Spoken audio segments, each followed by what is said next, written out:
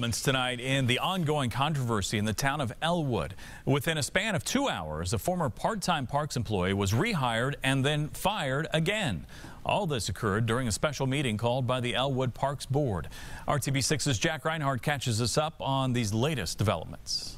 Aakami Roberts was fired June 21st by the Board of Works for tampering with her time card. This morning she was rehired by the Parks Board, and this afternoon she was fired again by the mayor. As of right now, with the Parks Board hiring Aakami back. The Elwood Parks Board met in executive session and then an hour later met in special session, announcing publicly they would not only rehire part-time employee Aakami Roberts back, but they would allow her to continue to live rent and utility free in a city-owned house.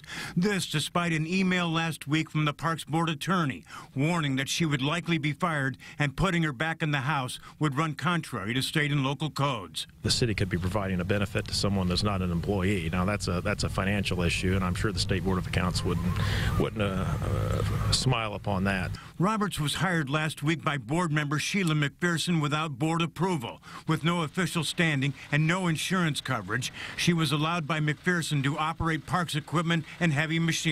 You just can't put yourself in liability. They're putting the city in liability for whatever political reason they're trying to come out with.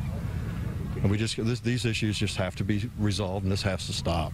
Parks Board member John Ward, who calls himself Aakami's friend, cast a vote against rehiring Roberts as a part-time employee with full-time benefits. Somebody's got to cross that bridge and say, hey, I'm sorry, let's work together.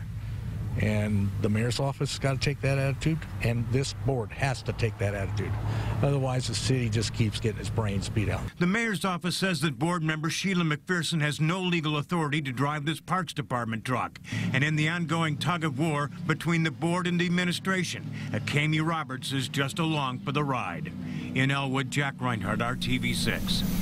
Again, Parks Board Chairman Shannon Huffman and Board Member Sheila McPherson declined to go on the record and defend their decision to rehire an employee fired for altering their time card.